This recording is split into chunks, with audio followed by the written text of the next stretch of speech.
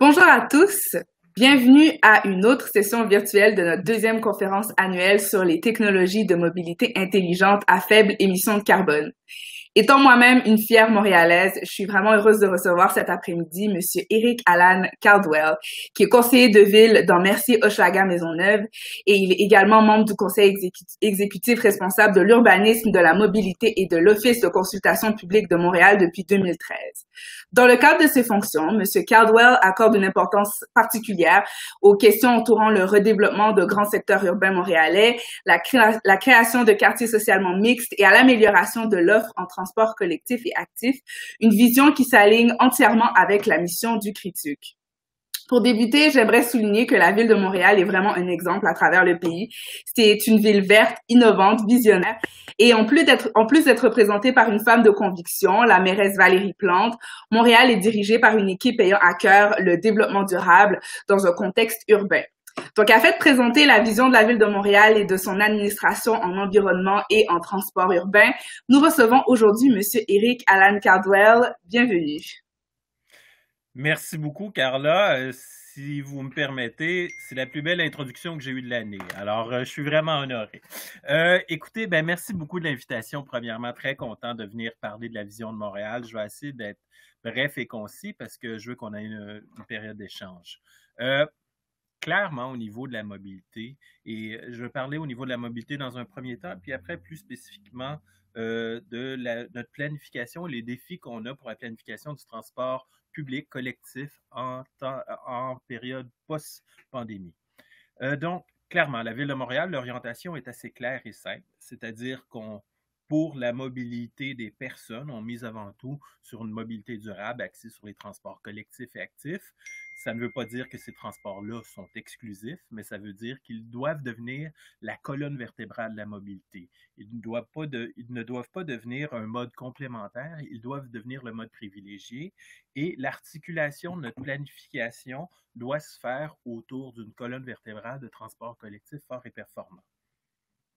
Donc, pour le développement des infrastructures, transport actif et collectif, et bien entendu, il y a aussi le défi du transport des marchandises, de la logistique, où là, on doit faire en sorte de réduire les temps de déplacement, réduire l'empreinte carbone, mieux penser la logistique de livraison urbaine. C'est un défi assez majeur pour les métropoles comme nous, avec l'accélération des livraisons, pas juste pour les particuliers, mais même pour les commerces locaux qui reçoivent et expédient de plus en plus de livraisons. Donc, une optimisation du transport des marchandises avec les avancées technologiques, avec une façon de concevoir la place du camion dans la ville qui est différente et d'autres modes de livraison. On fait des tests à Montréal pour la livraison à vélo, pour des hubs de transfert de marchandises et pour la mobilité des personnes. Les investissements, la planification, faire des transports collectifs et actifs, la colonne vertébrale de la mobilité.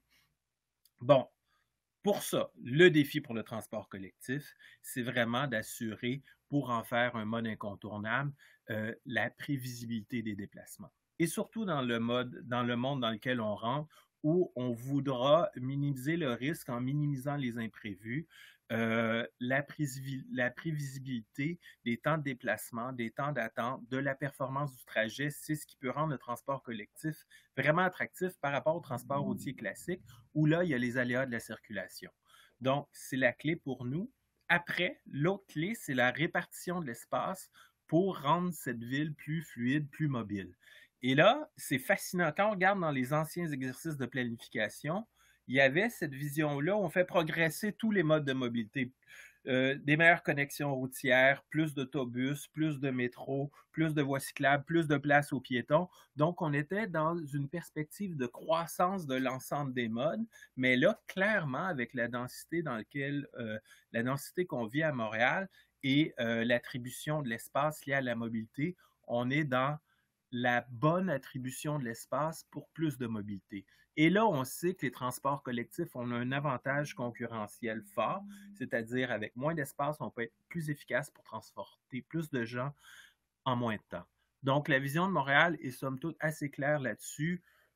Une attractivité des transports collectifs qui récupère l'espace pour la colonne vertébrale des déplacements dans le transport des personnes. Est-ce que ça allait, Carla? Oui? Ça va très bien, ça va très Parfait. bien. Est-ce que vous êtes prêts pour notre première question alors? Oui, allez-y, je vous écoute. D'accord. Donc, Monsieur Caldwell, vous êtes responsable de la mobilité et de l'urbanisme à la ville de Montréal. Est-ce que vous pourriez nous parler davantage de vos priorités à court et à long terme pour faire de Montréal une ville éco-responsable, innovante en matière de transport et accessible de l'Est en l'Ouest? Bon. Accessible de l'Est en l'Ouest, oui. Clairement, il y a eu des investissements dans le cycle d'investissement du dernier demi-siècle. Il y a eu beaucoup d'investissements dans la mobilité nord-sud à Montréal. J'aime beaucoup votre question. Quant à la mobilité est-ouest, vous le savez, là, avec le déploiement du réseau express métropolitain dans l'ouest de Montréal, il y aura un axe de transport collectif performant privilégié pour l'ouest de Montréal.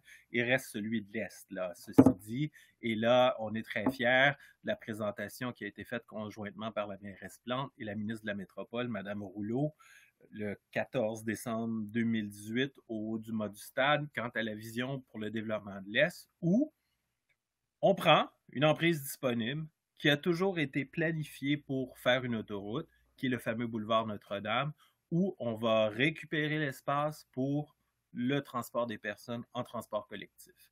Donc, on a un mandat avec le gouvernement du Québec, avec la Caisse de dépôt et de placement, pour justement trouver le meilleur fit de transport collectif pour le déplacement dans cet axe-là. Donc, il faut avoir l'audace à Montréal de retourner dans un cycle d'investissement, un cycle de planification. On fait une place de choix au transport collectif lourd, on le sait. Notre réseau de métro est congestionné. On est à une étape à Montréal où on met des autobus sur la route, pas pour ramener des gens au métro, c'est-à-dire un rabattement normal, efficace, optimal de rabattre les gens via autobus au métro, mais pour les enlever du métro. C'est notre fameux plan de décongestion de la ligne orange où on va capter les gens, on les amène au centre-ville en autobus plutôt qu'en métro. Convenons que dans une logique de transport collectif optimal, c'est complètement contre-intuitif. Le système normal veut qu'on rabatte vers des modes lourds plutôt qu'on déplace les gens en autobus sur des plus longues distances. Ceci dit, on le fait parce que ça reste, il faut garder notre transport collectif performant et du moment où le métro est congestionné, ben on a un problème. Donc, ça amène vraiment une question sur laquelle on doit tous être interpellés, c'est on a souvent ce calcul des coûts de la congestion, des données de pertes économiques en temps, en argent sur la congestion. Là, on doit être rendu à une étape de notre développement et de notre planification des transports. On doit aussi évaluer les coûts de la congestion de nos réseaux, les pertes d'efficacité de nos réseaux. Lorsqu'un autobus est pris dans le trafic, il y a 50 personnes qui avancent moins vite que la même auto qui a 1,2 personnes à côté, dans la voie d'à côté.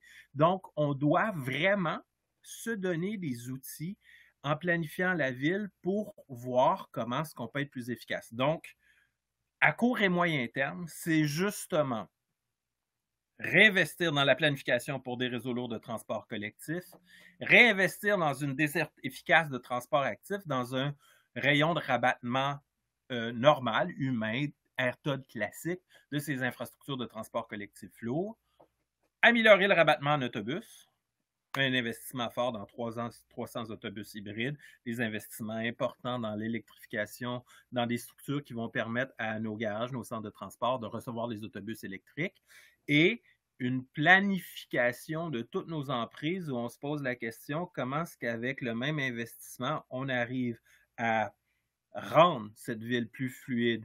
Et ça, la réponse avec des transports collectifs, c'est avec des transports propres.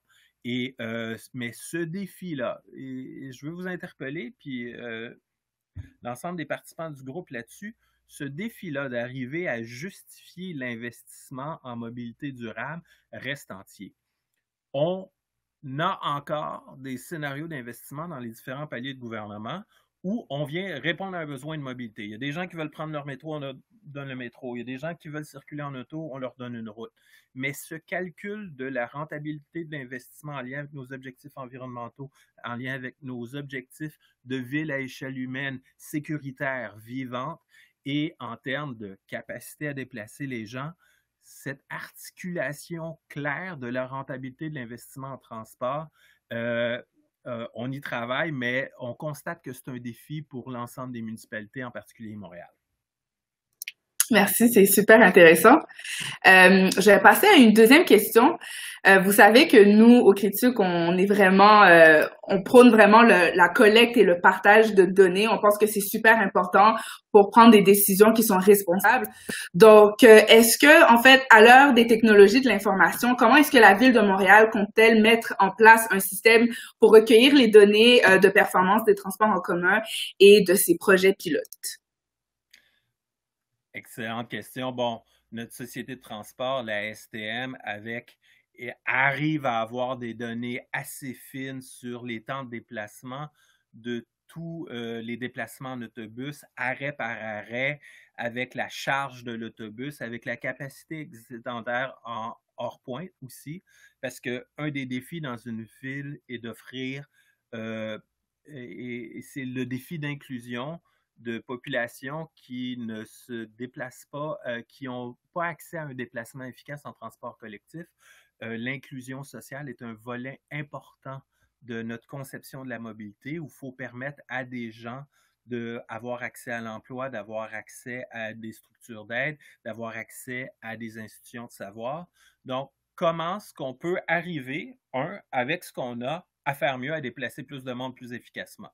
Deuxièmement, c'est le point que j'abordais tout à l'heure, c'est comment, avec cette bonification, cette amélioration de la mobilité, on peut bien évaluer les besoins et trouver la solution la plus rentable pour répondre à ces besoins-là. Et là, il faut avoir une connaissance fine des scénarios de déplacement dépendamment de la distance d'une infrastructure lourde de transport collectif, dépendamment des conditions météorologiques, dépendamment du confort et de la sécurité, combien de temps les gens sont prêts à marcher, combien de temps les gens sont prêts à se déplacer en autobus et l'avantage concurrentiel des transports collectifs par rapport au réseau routier avec tout le contexte de la disponibilité et le coût du stationnement, la disponibilité et le coût de la circulation et la prévisibilité. On en revient toujours à la prévisibilité.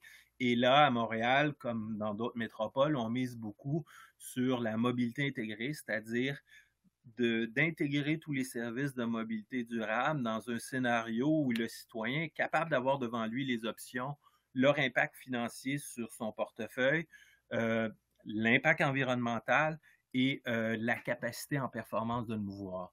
Donc, les données doivent vraiment servir à comprendre l'efficacité des choix à tous les niveaux, que ce soit au niveau personnel, environnemental ou public. Merci beaucoup. Il nous reste quelques minutes. Je vais vous relancer une autre question qu'on peut répondre très rapidement. Cette semaine, la ville vient de lancer son plan de relance économique et on sait que la ville est très... elle s'engage en fait à vraiment pousser l'aspect environnement, l'aspect économie verte. Dans ce plan de relance-là, quel rôle est-ce que vous pensez que le transport urbain va jouer? Est-ce que vous pensez vraiment annoncer quelque chose au niveau de l'investissement dans les infrastructures et le transport urbain? Ben, le plan de relance économique, dans un contexte COVID, le plan est directement lié au contexte de pandémie qu'on vit. On est encore dans une pandémie, hein, faut-il le rappeler. Vise à justement faire en sorte que nos déplacements intègrent notre capacité à vivre une expérience urbaine intéressante, exaltante, dans un contexte où les Montréalais vont rester en ville. Donc, cette conception de la mobilité ou du transport où le parcours fait partie de l'expérience. Et c'est avec ça que, justement, on met en place des parcours piétons, des circuits d'interprétation, des voies cyclables qui permettent de se déplacer d'un endroit à l'autre. Il y aura à Montréal aussi 1000 Bixi électriques qui vont arriver pour des gens pour qui se déplacer à vélo n'est pas si facile. Les Bixi à assistance électrique permettent des déplacements beaucoup plus faciles pour certaines populations, entre autres les personnes âgées au sein de la ville. Donc, clairement, cette année, le besoin pour les Montréalais ne sera pas le transit, mais que les déplacements ça va être une partie de leur expérience. Il n'y aura pas de programmation événementielle. Montréal est une ville de festival. C'est merveilleux, Montréal, l'été, avec toutes les activités qu'il y a. Là, l'activité, ça sera un peu... on va revenir un peu à ce qu'on fait quand on est des touristes dans d'autres villes, où on prend le temps de marcher dans les rues, de sentir l'environnement urbain, les odeurs, la qualité de l'architecture, mais pour ça, il faut avoir un mode de déplacement à échelle humaine. Donc, clairement, on va vivre à Montréal un été où on sait qu'on aura une mobilité différente. Elle sera très bien monitorée. On a un plan de monitorage de la mobilité en contexte COVID, d'un, pour nous préparer s'il y a d'autres pandémies, de deux, pour comprendre le phénomène. Et on le voit déjà avec les différents déconfinements, il y a une évolution très rapide des patterns de mobilité. Mais clairement, cette année, on mise sur l'expérience urbaine. On travaille à long terme, à court, moyen et long terme, mais pour, dès le contexte post-pandémie, par contre, à faire en sorte que nos transports collectifs soient confortable, sécuritaire, prévisible, justement. Parce qu'on sait qu'il y a un enjeu, là, un enjeu pour toutes les métropoles, c'est-à-dire de garder l'attractivité du transport collectif par rapport à un transport routier classique qui peut présenter un attrait dans un contexte de pandémie. On se sent en sécurité tout seul dans son auto, mais là, on travaille très fort, justement, sur notre capacité à comprendre ce que va impliquer un déplacement dans le temps, à minimiser les aires d'attente, à minimiser les rassemblements de gens qui attendent l'autobus parce que l'autre autobus n'arrive pas. Donc, à avoir une plus grande fluidité, prévisibilité dans nos transports collectifs, on y travaille très fort. Parfait. Ben merci, c'est tout le temps qu'on avait, puis on a eu une super bonne discussion. J'espère que la prochaine fois, on aura l'opportunité de parler davantage. Donc, je vous remercie encore une fois, Monsieur Cardwell, de vous être joint à nous aujourd'hui. J'encourage tout le monde à poursuivre la conférence. On a d'autres sessions pendant le reste de la journée, puis vous pouvez nous rejoindre également pour un 5 à 7 virtuel plus tard. Donc, je vous remercie infiniment et je vous souhaite de passer une excellente fin de journée. Merci. Bye bye.